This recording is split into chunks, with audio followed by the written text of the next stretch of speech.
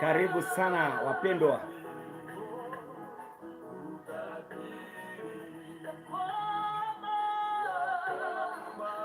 Welcome all.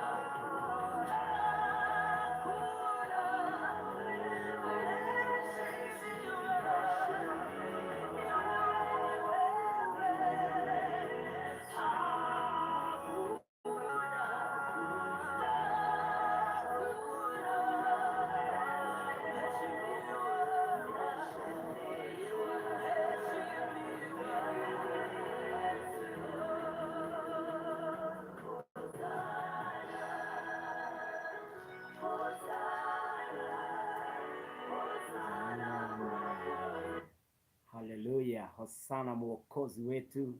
Karibuni sana wapendwa. It's a good morning. It's a great day that the Lord has made, that we may rejoice and be glad in him. And we really appreciate the hand of God at work. Today is the 31st day, so less than 10 days, 9 days to be precise, we are done. We will be at the peak of our covenant that we are going to the mountain to seek after the name of the Lord. I know you have had experiences. Sometimes the experiences were challenging. Maybe there is something you said you will not do, you will never do.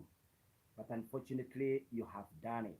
Maybe it's a sin, maybe it's something you had put and said, mimi sitawahi kuwa katika hii hali, lakini umejipata. I want to let you know that our God is compassionate, merciful, ever-loving God, and that he got you.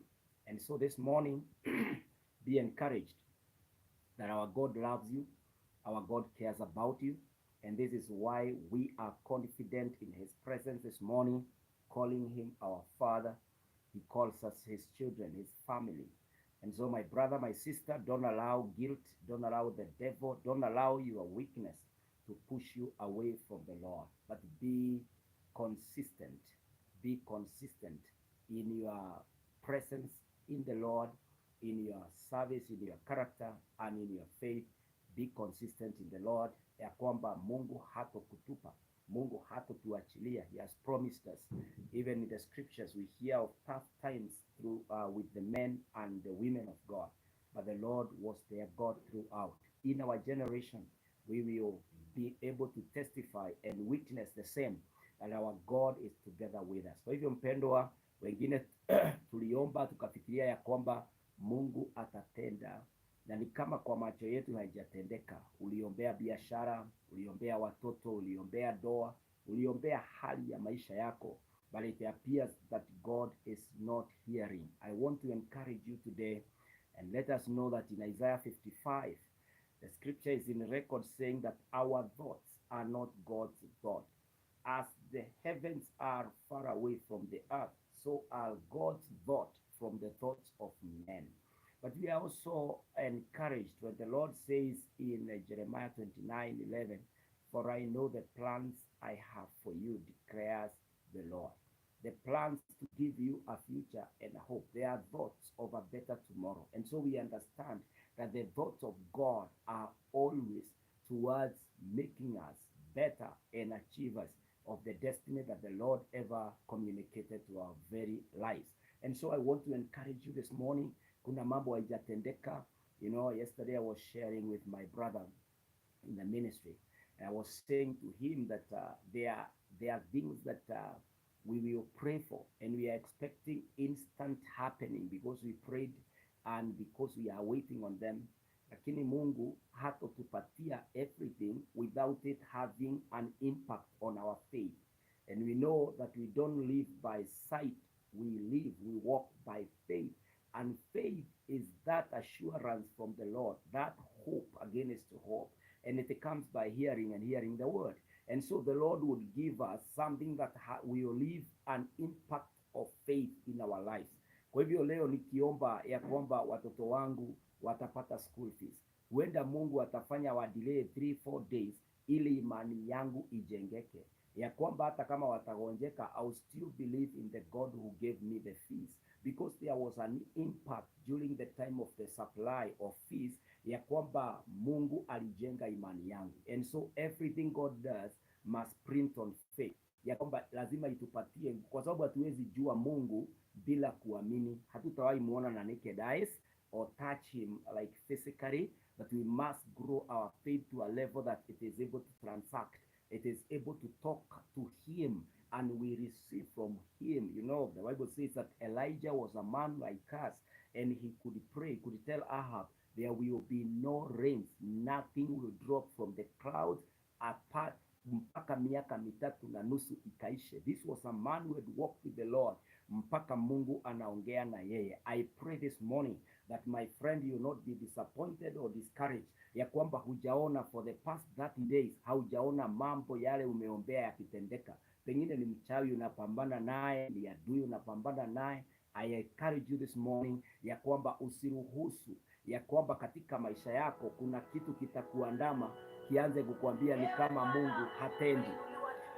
And so may your faith be encouraged this morning that on day 31st, your standing in the Lord counts. Your prayers you have done for the past 30 days they are still relevant and they are still there, yani zimetendeka, na very soon God shall reveal it for what it is. Kwa hivyo mpendwa, karibu sana asubuhi ya leo. Stella, uliingia on time, God bless you, good morning. Joseph Wambui, good morning, God bless you my brother. Winnie Kituku, God bless you my sister. Grace, my sister, God bless you. Gladys Wangoto, God bless you. Caroline Joroge, God bless you. Milka Kaira, shalom and good morning to you.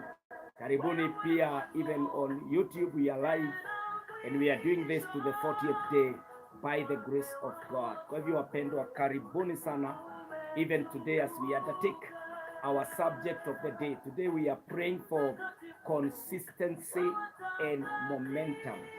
Unajua sasa tukianza kupunguza siku, tumeanza sasa kuenda below 10, unaweza reduce the momentum, but I can tell you that you have pushed the enemy far enough, and there is nothing worse like an injured animal when it gets an opportunity to retaliate, an opportunity to hit back, it can hit you badly.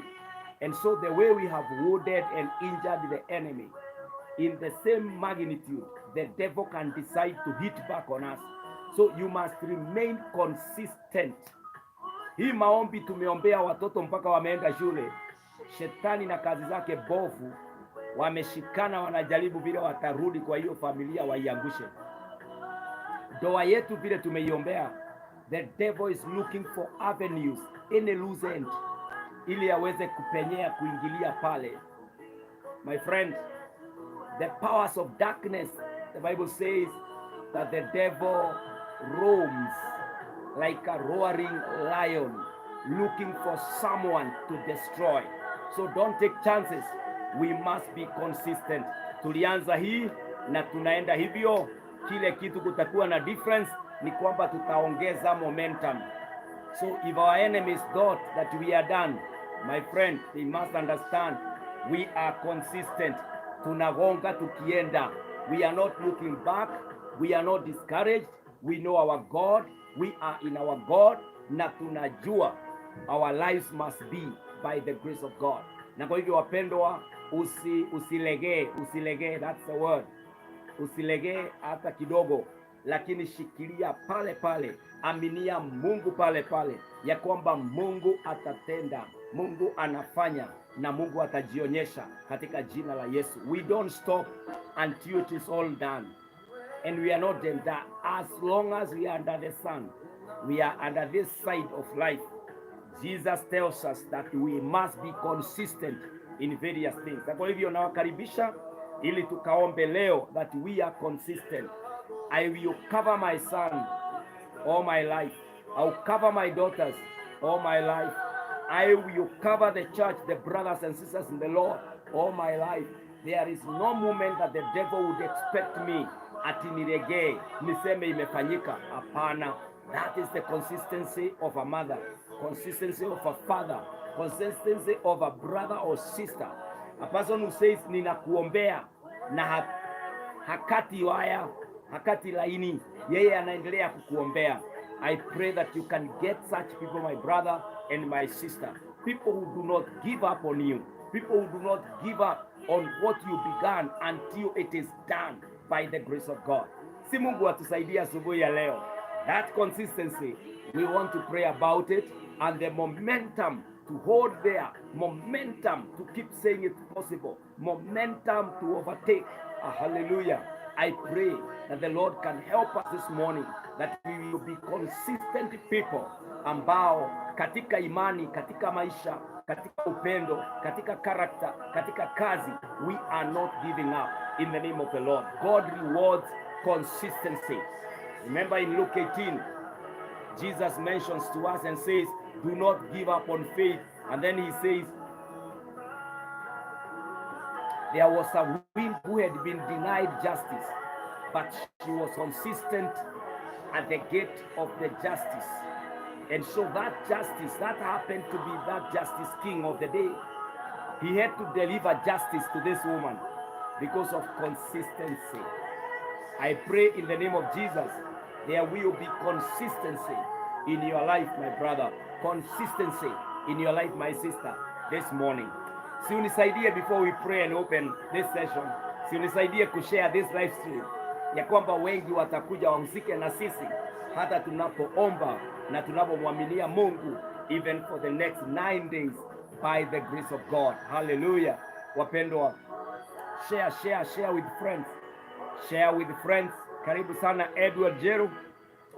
31st fresh on the mountain, Margaret Barrier. Hallelujah. Karibu sana wapendwa. Let's call Millie. Let's share this link. Let's share this live stream. Tuite wengi waje tuombe na wao. You can even put it up there on your, you can put it on your screen, on your WhatsApp status. You can also share it on your stories. Na Mungu atakubariki. Unapokuwa baraka kwa wawili watatu, Mungu atakujalia akikubarikia katika jina la Yesu Kristo. I want us to pray and begin by the grace of God, na Mungu atatubariki akitujalia. Our Father and our God, in the name of Jesus, we have been on this mountain 31 days now. Your face has been shining upon us, and your righteous right hand has upheld us, O God. Father, we have gone down in many ways, but we are not out. O Lord, have mercy upon us this morning. You have sustained us on this mountain. You have provided. You have made us, O God, love you, walk with you, look up to you, God. Thank you for the already miracles that have proven that you are on this mountain. Thank you for keeping us alive in good health and seeing the doors opening, O God. Our children have been able to report back to school. My God, what a joy. Our Father and our God, January is gone today. My God, blessed, worshipped, honored, lifted high is your holy name, Almighty. My God and my Redeemer, I repent my sins now. You searches the minds and the heart of men. Search my heart and my mind, O God, and forgive me, O God. Wash away, O Lord, all these blemishes of sin with the precious blood of Jesus, and set me right with you, O God, that I am acceptable before you this 31st day, O God, and that, God, you can hear even my very personal prayers before you, O God, in the name of Jesus. I pray for the same for my brothers and sisters. Have mercy upon them this morning. I ask, Almighty, may you have mercy on them. Forgive them, my God. Father, they could be or they are consistent in sin. I pray, oh God, forgive them and give them a new line of consistency in holiness, in the fear of the Lord, and even in repentance, in the name of Jesus. I pray now this morning, my God, that, oh Jesus, you may forgive even our nation, that you may have mercy upon our leaders, upon the communities, upon, oh God, even, Lord, the clergy, the church of Christ in our nation. Father, where we have gone astray, have mercy upon us, God, that every intercession your men and women are doing, oh God, they shall not hit on deaf, pretentious ears, but Almighty God, Father, we shall be very in your very presence, even as we pray and intercede. This morning, my God, for 31 days today, you have been listening, you have been hearing us, oh God. Thank you for what has taken place. Thank you for defeating death. Thank you for defeating illnesses. Thank you, God, for defeating poverty. Thank you for overcoming the spirit of rejection and the powers of darkness. And thank you for your righteous right hand that has upheld us, oh God, this far. Oh my God, I thank you for the businesses that are going on. I thank you for our marriages that are working. I bless you for our family. Thank you, oh God, for what you are doing. Thank you for how you are with us, oh God. We bless you, we worship you, we adore you, and we acknowledge you this morning. My Father, my God, I pray now in this morning that Jehovah, you are blessing us. You are encouraging us the next 9 days, I pray, that walls of Jericho, Oh, whatever looks like them, whatever may be denying us access, my God, let it collapse. Oh, let this 9 days collapse them in the name of Jehovah God. My Lord, enemies who keep following us like the pharaohs, oh God, drown them, defeat them, my God, cause blindness to be their portion. In the name of the Lord, let them be stuck with their chariot. In the name of the Lord, my Father. Oh, Jesus, you say, every weapon, any weapon fashioned against us will not prosper. In the name of Jesus Christ, my God, no cancer will take away your sons and daughters, my God. Asthma, blood pressure, diabetes, all sorts of infections and illnesses. I pray, my God, Father, your people are healed.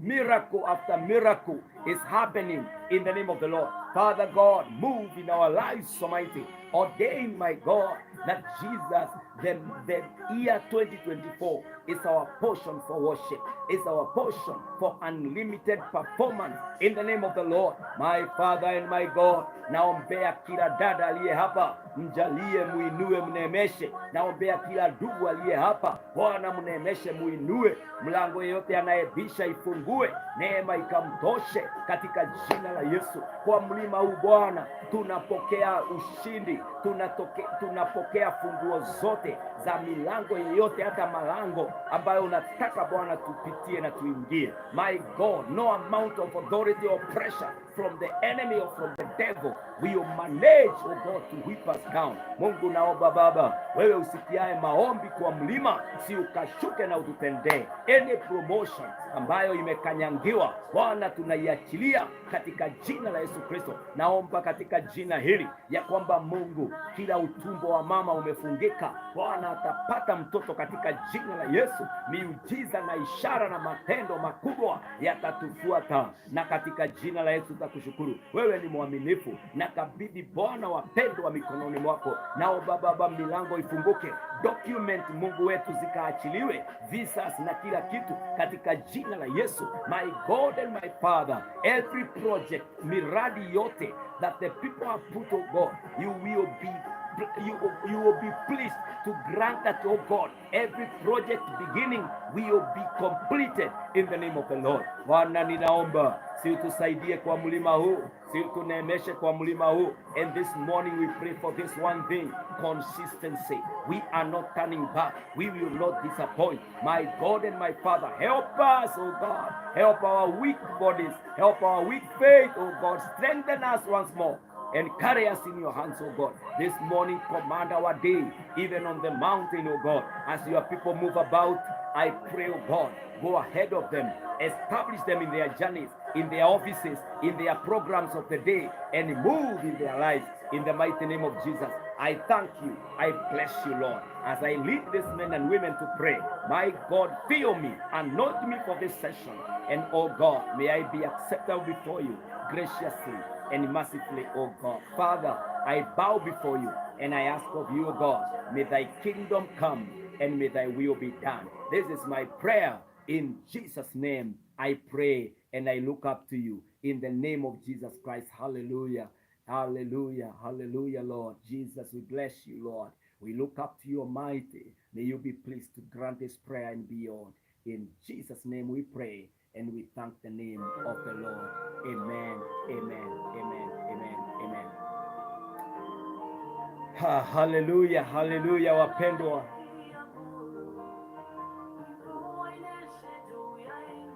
Haleluya. Mungu awabariki na neema ikatutoshe katika jina la Yesu Kristo. I welcome all of us this morning again, that we may continue to pray in the name of Jesus. Prayer is work, and it is work that does work. So to feel like you have prayed enough is a normal feeling, but not a godly feeling, because there is no provision of giving up and thinking that you have done so much. You can rest, yes, but you cannot quit or give up. You cannot allow any tension of exhaustion to manage to bring you down. Lazima tuombe, lazima tuangalie Mungu na tumwamini katika jina la Yesu Kristo. May the Lord God bless us this morning in the name of Jesus. And so I welcome us to the subject of the day. Today, we are going to pray for consistency. And I want us to pray that the Lord will help us to be consistent in life. That we will be able, the way we have begun in prayer, the way we have begun by believing that God will walk with us, the way we have sought the face of the Lord right at the beginning of the new year, we will be consistent to consult with God for each and every minute, second, hour, day, agenda. As we move on, God will be fast. We will not be on our own. We will seek after the will and the plan of God for us in the name of Jesus.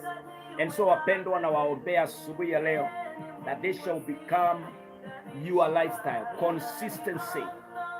It means living a life that is steady and unwavering in our devotion to God. That is consistency. How do you live a life that is unwavering? You are not confused. If your family is founded on God, you are fully devoted and committed to that. That there is no way you will go to seek after witchcraft. Nobody will be able to challenge your family to turn to the cultural and traditions and all sorts of anti-God practices. That if your job, you believe in God to use the people He has given you to grow your company, hautaangalia miungu mingine. You are consistent. Ya kwamba katika biashara yako, you are consistent in the name of Jesus to make your profit, to grow, to enlarge, and even to have branches all over. Kama ni kwa masomo, ya kwamba uko na imani ni Mungu anakujalia. Hata katika doa, hata katika afya, hata kama uko mgonjwa namna gani, you know God is the one who had given you health, na hata zaidi atakuponya, na afya ni sehemu yako. You are not consulting with the powers, the mediums of darkness. That consistency is what we are praying for. That once a preacher, always a preacher. Hata kama uta stumble, unaamuka tena unamwambia Bwana nisamehe. I've been to those states many times, my friends. Narudi kwa Mungu, unamwambia Baba, nimetereza, nimeanguka, nirejeshe, nioshe, nitakaze, ili Bwana ukanishike na mkono wako tena. Because I've not lost the sight of my dream. I've not lost the sight of my destiny. I cannot give up on my son. I cannot give up on my daughter. I cannot give up on my wife. I cannot give up on the church. I cannot give up on prayer, faith, these disciplines. Yani, you are a man who is consistent, a woman who is consistent in your faith.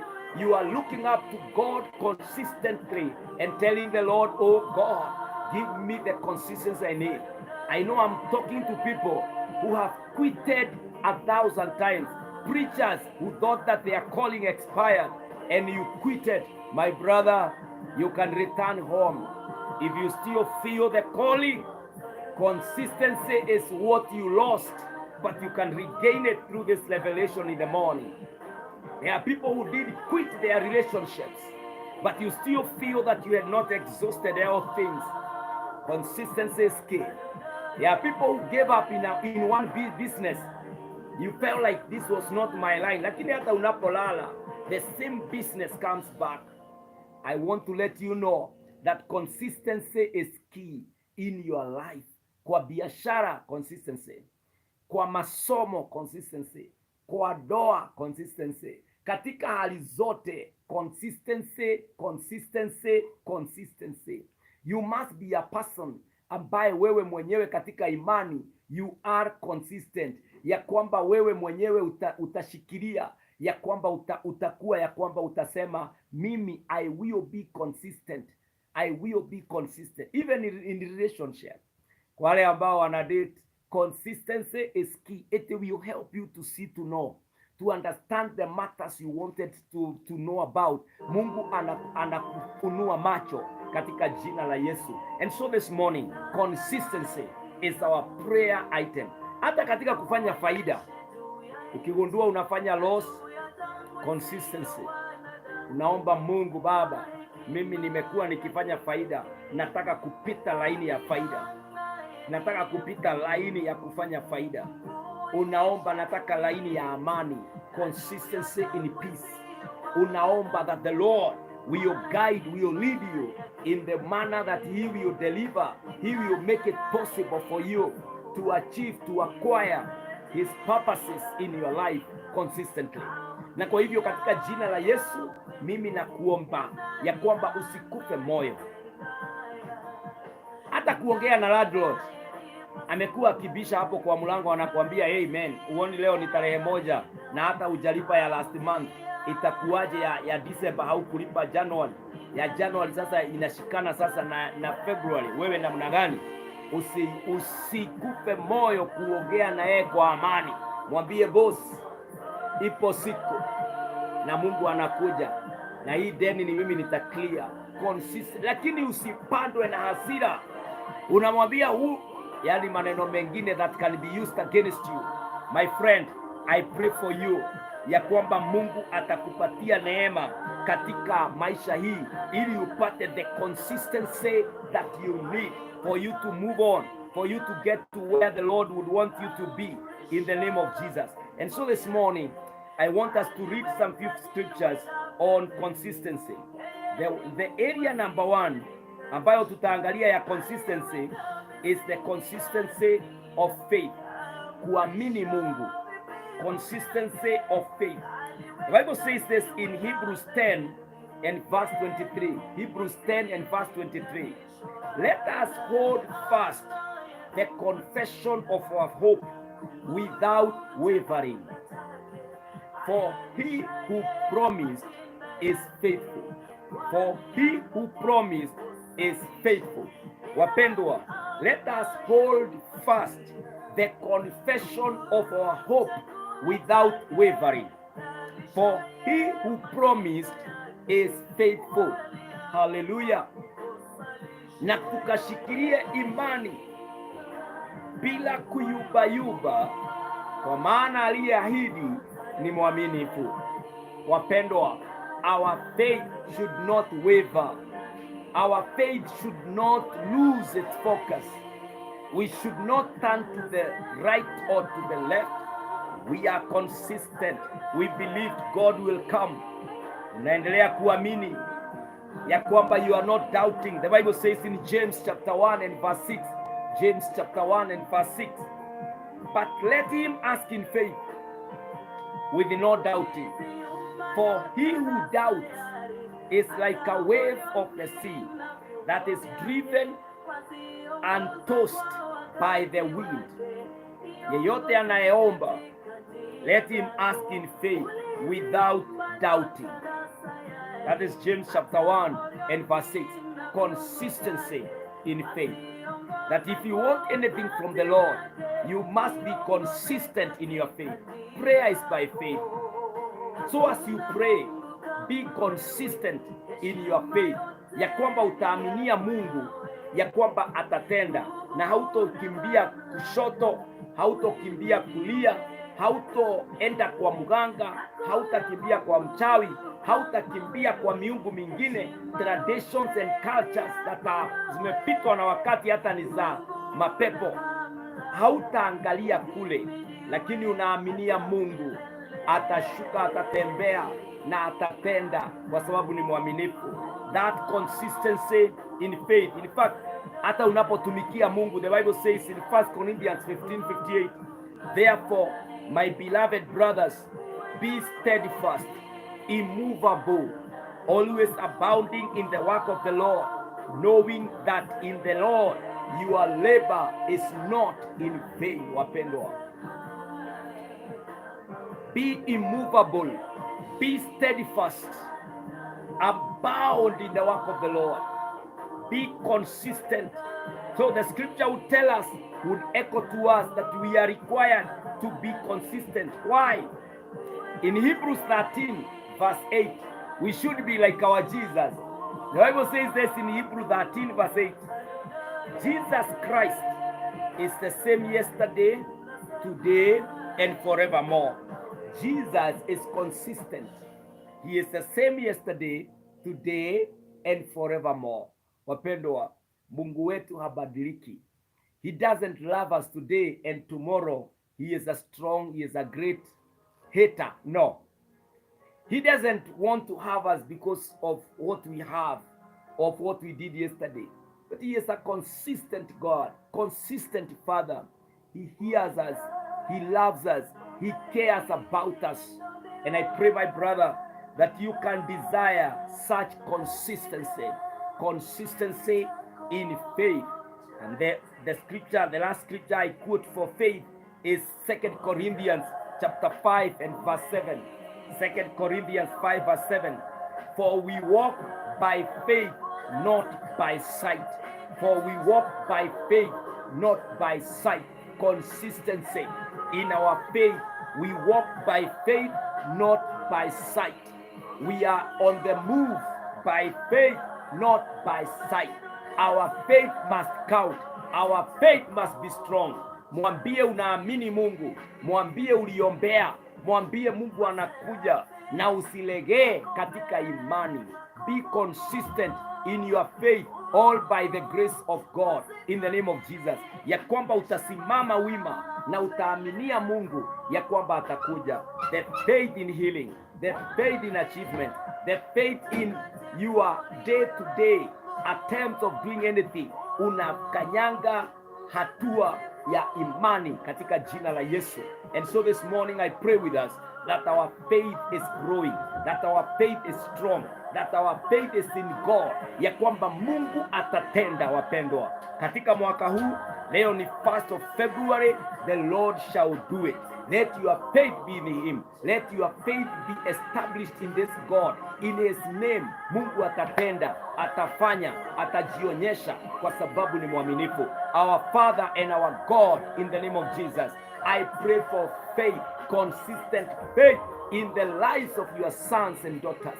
I pray that on 1st of February, oh God, we have come a long way. Our faith is unwavering. Our faith is stable. Our faith is immovable. My God, our eyes are set on you. We believe in you, God, and we know you are coming through. We know that you are coming to do that which only you can do, in the name of Jesus. Help us this morning. Help us, Almighty, my God, to be men and women driven by faith, and we are consistent in our faith, in the name of Jesus. Asante Bwana Mungu wetu, naomba si utuongezee imani katika jina la Yesu, that we shall be consistent in our faith, in the name of Jesus. Help my sister to do that business by faith, my brother to do that business by faith. Oh God, not to give up. Mungu wetu, tulikuaminia ya kwamba we shall get our documents for travel, the document for our CVs to be substantiated. My God, I pray we still believe, we still have faith that you are coming through, oh God, my Father and my God. Faith that heals, faith that opens doors, faith that moves mountains is our portion, in the name of the Lord. We pray for consistency, and we ask you, oh God, help us, oh Lord, to believe all the more in you. In Jesus' name we pray and we believe. Amen, amen, amen. Wapendwa, imani ni muhimu. The second area that we are praying for consistency is the consistency in character. Consistency in character. Character is who you are. Character is that lifestyle. Character are those disciplines in your life that define you. If anyone sees you, anasema, that's Pastor Kinyanjui, there is something that defines why he says that description matches a certain character or demands a certain character to respond. If anyone says you are pastor, there is so much expected of me on that area, on that line. That's my character. That thing that you keep high, you keep working for, you keep waiting to see. It defines you. Character is the person. You are your character. Your character determines your friends. Your character determines your anger levels, your sin levels. It is what controls. Kuna dhambi utasema sitafanya hii kwa sababu my integrity, my character. Kuna watu hautatembea nao useme my character, my integrity doesn't allow this company. Kuna vitu character, consistency in character. The Bible says this in Proverbs 10 verse 9. Whoever walks in integrity walks securely, but he who makes his ways crooked will be found out, or your sins will find you out. Whoever walks in integrity walks securely. Integrity is so expensive. Once you have it, my friend, protect it. It defines your character. It defines who you are. And integrity secures you. When you go to sleep, you sleep without problems, without fear, that in the morning you can wake up and this news goes out there. When you are a man of integrity, you enter into your family, you are safe, you are secure. Integrity, the Bible says, whoever walks in integrity walks securely. You check into your company, no fears, because you have nothing to hide. You are not corrupt. Integrity helps someone to walk in security. Character is key, wapendwa. Usipoteze who you are. Your character defines who you are. Na kuna watu walishaharibu their character. They are living a double life. Leo ako katika nuru, kesho ako katika giza. Watu ambao they are double speakers. They tell you they love you, but they know they don't. They tell you they respect you, they know they don't. Wanakwambia hata hii kazi ya utumishi pastor unafanya, mimi ninasimama na wewe, mimi ni mmoja wa wale ambao ni die hard. Kumbe ndani ya roho zao wako na roho ya Yuda, yule Yudasi, ya kwamba wao ndio wasaliti wakubwa. And I know there are people right now who are identified with the killers of their destinies. Watu ambao waliwadanganya wakawaambia nitasimama na wewe. Kumbe kusimama na wewe ni kukunyang'anya Bwana. Kumbe kusimama na wewe ni kukunyang'anya biashara. Kumbe kusimama na wewe ndio walichukua your customer network. Walitaka kuangamiza wewe kabisa. I want to pray with us this morning in the name of the Lord that we shall be consistent in our characters. The Bible says in Matthew 5:37, let what you say be simply yes or no. Anything more than this comes from the evil one. You know, let your yes be yes, let your no be no. Wapendwa, ya kwamba uko very consistent in whatever that you are going to do by the grace of God. Ya kwamba uko na imani ya kwamba wewe unaamini Mungu. Your yes is a yes and your no is a no. I want to pray with us this morning that we shall be consistent in whatever that it is that we are doing in the name of the Lord. Consistency in our integrity. The Bible says in Galatians 5:22-23, but the fruit of the Spirit is love, joy, peace, patience, kindness, goodness, faithfulness, gentleness, self-control. And against such there is no law. Na kwa hivyo wapendwa, let's be consistent in our integrity. Bear the fruit of the Spirit. Pray that on this mountain, by the grace of God, you told us that you are saved. You told us that you believe in God. You told us that you are trusting God for great things. Let integrity await upon the coming of the Lord, even to fulfill what he said. In Ephesians chapter 4 and verse 29, the Bible says, let no corrupting talk come out of your mouth, but only such as is good for building up, as fits the occasion, that it may give grace to those who hear. Let no corrupting talk come out of your mouth, integrity, but only such as is good for building up, as fits the occasion, that it may give grace to those who hear. Integrity is about caring for the other person. Integrity is about that consistency of being good, of being godly, of being a person who respects, who obeys, who is together with the others kwa sababu wewe hivyo ndivyo ulivyo, sio unafiki. You are not playing something else, ni wewe vile ulivyo. Proverbs 11:3 talks about integrity. The Bible says, the integrity of the upright guides them, but the crookedness of the treacherous destroys them. Proverbs 11:3, the integrity of the upright guides them. I pray, my friend, you will pray for this consistency in character, that you will be guided, what goes ahead of you, the compass directions and bearings that you receive. They are all about integrity. That you check somewhere, people honor you. People know that your word, if it is a yes, is a yes. If it is this, hawatarajii ya kwamba kweli alimaanisha, kweli atafanya. Be a man, be a woman who is consistent in your character. Father, we pray this morning, grant us the favor to be consistent in our integrity. My God, let our disciplines be consistent in the name of Jesus. Father God, I pray for my friends. I pray for my brothers and sisters, that God, you will help us in integrity in the name of the Lord. That throughout this year, even as we achieve unlimited performances, my God, even if whatever takes place, even if wealth, power, grace, oh Jesus, happens to us, we will not betray integrity. But Father, we will be consistent. Hata tukibarikiwa namna gani na tumeokoka, bado tutapiga magoti na tutaomba. Bado Bwana tutainama na tutasema sorry. My Father, my God, I pray for this consistency in the lives of your people, even as you answer and shower our lives with the provisions of heaven in the name of the Lord. Our integrity, oh God, will not be traded for anything. My God, we will not exchange it for anything. Help us, oh God, even in our weaknesses, even them that are feeling guilty this morning on this particular subject. I pray in the name of the Lord. Father, restore us in the name of the Lord. In Jesus' name we pray. Amen, amen, amen, wapendwa.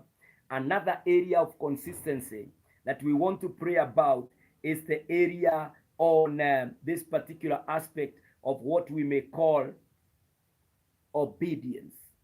Consistency in obedience. That we require to be consistent in obeying God, in looking up to God. God loves obedience. God is involved. God is concerned about our obedience. The scripture will tell us something about being obedient to God. The Bible says in Matthew, in the book of Matthew, my Bible is failing me a little bit, but we will get it in Matthew 7:21. The Bible says, not everyone who says to me, Lord, Lord, will enter the kingdom of heaven, but the one who does the will of my Father who is in heaven. Matthew 7:21. Not everyone who says to me, Lord, Lord, will enter the kingdom of heaven, but the one who does the will of my Father. Doing the will of God is what counts. And so the scriptures ask us to be obedient. The Bible says in John 14 and verse 15, if you love me, you will keep my commandments. Wapendwa, if you love me, you will keep my commandments. James chapter 2 and verse 17. So also, faith by itself, if it does not have works, is dead. Obedience, obedience, obedience. Wapendwa, we need to obey the Lord.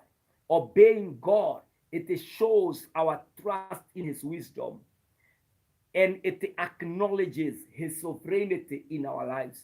When we obey God regularly, we demonstrate that we trust him. We demonstrate that we know it is him who is sovereign. It is him who reigns. Wakati unatii Mungu, wakati unafuata Mungu, when we submit to his authority by obedience, this God helps us grow spiritually and even attain our divine purposes. Na kwa hivyo wapendwa, by the grace of God, we need to be people who are consistent in our obedience. If God said do this, just obey and do it, mpendwa. Enda ufanye, naye Mungu ni mwaminifu. The Bible says in Hebrews 5 verse 9, and being made perfect he became the source of eternal salvation to all who obey him. Hebrews 5 verse 9. And being made perfect, that is Jesus, he became the source of eternal salvation to all who obey him. Wapendwa, do you obey God? He makes perfect them that obey him. God will perfect you as you obey. Remember Samuel when he met King Saul, who had conflicted and not obeyed the voice of God. And he wanted to fight against the enemies of Israel. And he decided to offer a sacrifice. The Bible says in chapter 15 of Samuel, that Samuel looked at Saul and said, do you know that obedience is better than sacrifice? Obeying, learning to forgive. If the Lord tells you to forgive, be consistent in that word, forgive. If the Lord tells you to give, be consistent in giving. If the Lord says you do this, obey the word of God. Obedience is key. Father, in the name of the Lord, remove the spirit of disobedience and give us the consistency in obedience in the name of the Lord. Father, we ask you, Jehovah, whatever you communicated to us, even if we forgot, we ask you this morning, Father, remind us again, bring it back that we may do it in the name of the Lord. Help me, oh God, to be consistent in obedience in the name of the Lord. Help my brothers, help my sisters. In Jesus' name we ask of it. Amen. Amen. Another area, wapendwa, we want to pray for consistency is consistency in prayer. Vile tunafanya hapa kwa mlima. The discipline of prayer, very crucial. Consistency in prayer. Usiombe tu katika siku 40 alafu unaenda hibernation. Hapana, consistency in prayer. When you have this routine of prayer developed, it becomes so essential for building an intimate relationship with God and strengthening your spirituality. The discipline of prayer, when nurtured, when brought up, it is so essential that you will build an intimate relationship with God, and spiritually you'll be so strengthened. Na kwa hivyo wapendwa, through prayer we can communicate with our heavenly Father. Wapendwa, we can come and express our gratitude. We come and we seek guidance and we intercede for others. When we dedicate time regularly to prayer, we establish a pattern of connecting with God and being sensitive to his presence. Prayer is almost everything. As we pray in our commitment to pray consistently, we experience God's peace, comfort, and strength even in challenging times. And also we will gain a better insight, hallelujah, into God's purposes for our lives, and we feel empowered, hallelujah, to face any obstacle with confidence and courage. And so I pray with us this morning, ya kwamba today we will be what Apostle Paul asked us to do in 1 Thessalonians 5:17. Pray without ceasing. Ombeni bila kukoma. And the Bible says in Philippians 4 verse 6, do not be anxious about anything, but in everything by prayer and supplication with thanksgiving, let your request be made known to God. In Mark 11:24, the Bible says, therefore I tell you, whatever you ask in prayer, believe that you have received it and it will be yours. Hallelujah. The Lord shall not disappoint prayer. Prayer is key. In James 5 and verse 16, the scripture says, therefore, confess your sins to one another and pray for one another that you may be healed. The prayer of a righteous person has great power as it is working. Consistency in prayer. Even after these 40 days, wapendwa, let our life in the year 2024 be defined as a life of prayer. Consistency in prayer. Kwa hivyo ujipange. Now that you have learned you can fast 2 or 3, 10 or 40 days, learn to do it consistently in this year. And make prayer your driver. What drives you? Your drive will be prayer. Hallelujah. ya kwamba unakimbia kwa Bwana, unaongea na yeye, unamfahamisha, unamwambia Mungu, ninaenda kusign this contract, ninaenda kutembea nchi hii ya ng'ambo, ninaenda kuwekelea pesa hizi katika biashara. Oh Lord, I ask you, help me even to be consistent in this prayer. Hallelujah. Yani maombi ya kuombea maombi. Leo tunafanya maombi ya kuombea maombi. Unaomba ya kwamba utakuwa mtu wa maombi. Unaomba ya kwamba utaomba. Hallelujah. Today you ask the Lord, Father, make me consistent. The first conversation I'll have each day is a conversation with you. Before I see anybody else, I'll wake up at 3 a.m. I'll wake up in the morning. I will seek the face of the Lord. And before I go down in the evening, I'll also have that conversation. Anytime you call me for fasting, anytime you want me to have a separate time with you, I will be ready to accord that time. Hallelujah. Unamwambia Mungu, give me the courage to pray. I know I'm speaking with the people this morning ambao wamejaribu maisha ya maombi wameshindwa. Wanajaribu kuomba ni kama their prayer life ilikufa. May the Lord revive you. May the Lord help you. Jisukume tu kidogo kidogo. Ingia mahali kwa watu wanaomba. Kuwa katika hiyo atmosphere mpaka ushike moto, mpaka uanze, kwa sababu there is no two way about it. Prayer works and prayer is work, and God is the God of prayer. He is very obedient to his word. Oh, hallelujah. Father, in the name of Jesus, I pray with my brothers and sisters that they will be consistent in prayer in the name of the Lord. They will stand on the gap for their marriages, for their families, for their businesses, for their work. They will pray for others. They will pray even for the nation. My God, I pray, raise men and women who can pray, who will be consistent in prayer in the name of the Lord. Help me, God, too, that I will remain at the place of prayer all my life. This is my prayer. In the name of Jesus, we pray and we believe. Hallelujah. Because of time this morning, the last consistency I could mention is consistency in service. Consistency in serving the Lord and others is very essential in the life of a Christian. It proves, actually, when you serve God, that our love for God and our fellow human beings, it proves that love. Jesus showed his love through selfless and compassionately serving others. How Jesus demonstrated his love to us was through service. And so as his followers, we are called to do the same, wapendwa. Tunaitwa ya kwamba tukaweze kutumikia Bwana. And so when we are consistent in serving others, we get the opportunity to impact their lives.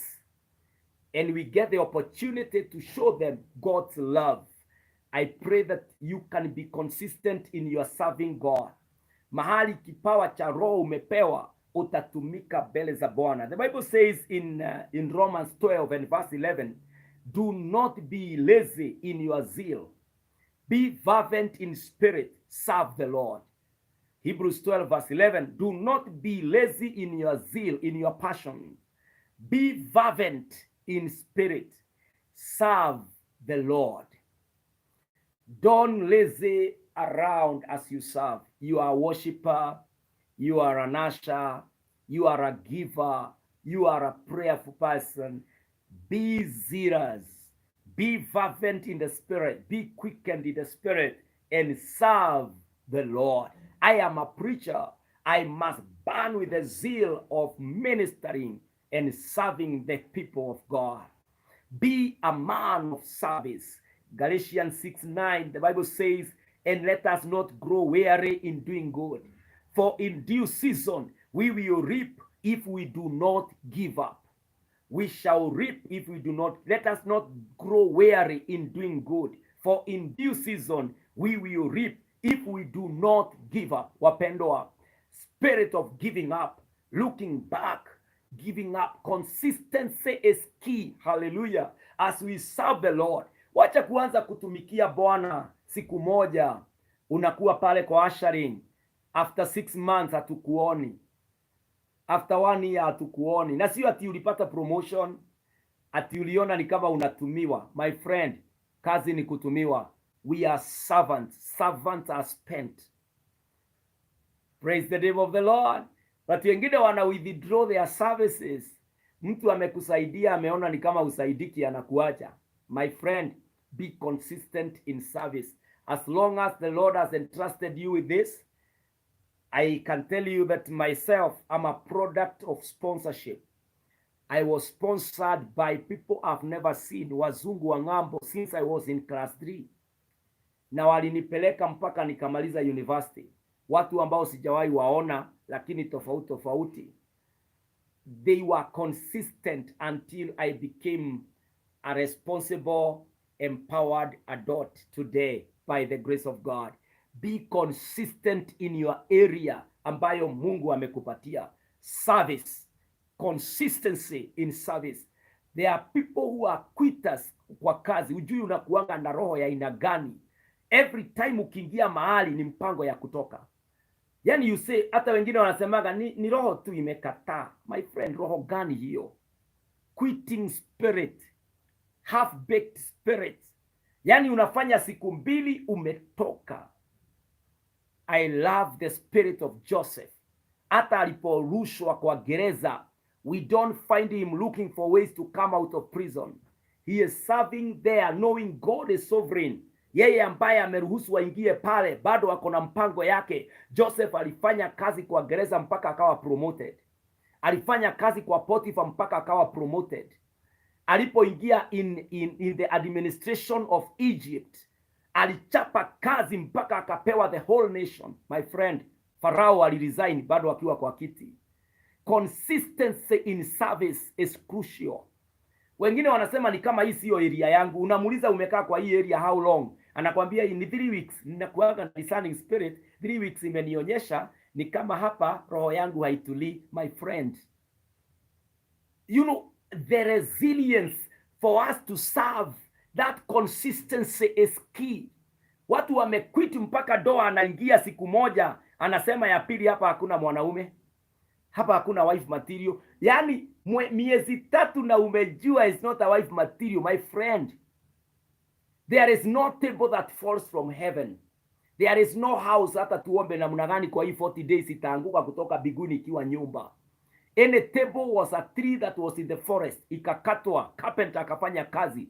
And many times God gives to us raw materials that we may consistently carve it, shape it, make it become what we want. Praise the name of the Lord. Hata hizo nguo unaona ziko pale kwa botika. Hizo fabric unakuta ni Kenya shillings 10,000, 5,000. Ni mzuri za kufaliwa, lakini you must have earned the money.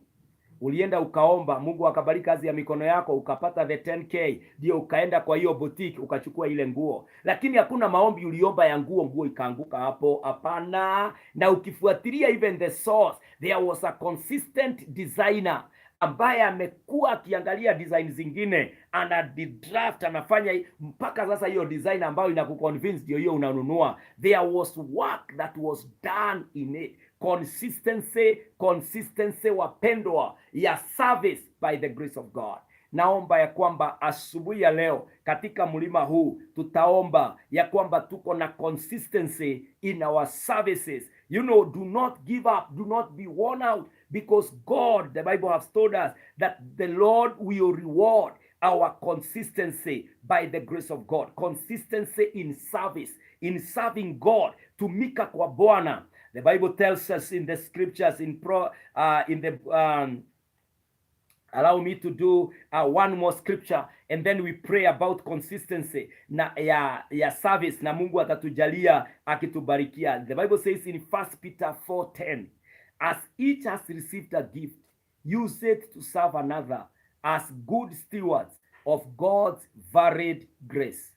As each has received a gift, use it to serve one another as good stewards of God's varied grace. Wapendwa, whatever you do, work heartily as for the Lord and not for men, knowing that from the Lord you will receive the inheritance as your reward. You are serving the Lord Christ. That is Colossians 3:23-24. And so I ask us by the grace of God that you look at the area ambayo umeanguka sana and you pray for resuscitation. You pray for the coming back to life of whatever consistency that you lost. Only one area should you be not in it or inconsistent, the area of sin. Hiyo usiseme utakuwa consistent, hapana. But all other areas, pray that you are consistent in love. You know how to love, because the Bible says in 1 John 4:19, we love because he loved us. Consistency in love. Pray that you will be a person who is consistent in different areas of our Christian life, such as faith, character, obedience, prayer, service, and love. This consistency will help you grow spiritually and even develop a deeper relationship with God. And you will also be exposed to experiences of transformation by the grace of God. Father, in the name of Jesus, I thank you, I bless you, I worship you, Lord, and I adore you this morning. And I pray that, oh God, may thy kingdom come and thy will be done in our lives. Help us, oh God, to be consistent in our lives of faith, of character, of love, of obedience, in service, consistency, all round in the name of the Lord. Throughout the year, oh God, help us not to give up or to quit, for we believe in the Lord. Help us once more, oh God, to be consistent. I pray for my brothers, my sisters, as they continue to fast today, that God, you can hear us and even answer our prayers in the name of Jesus. I thank you and I bless you for the consistency of 31 days on the mountain of prayer. This is our prayer this morning. In Jesus' name we pray and we acknowledge you, our Father. Amen, amen, amen. Wapendwa, Mungu awabariki na neema itutoshe,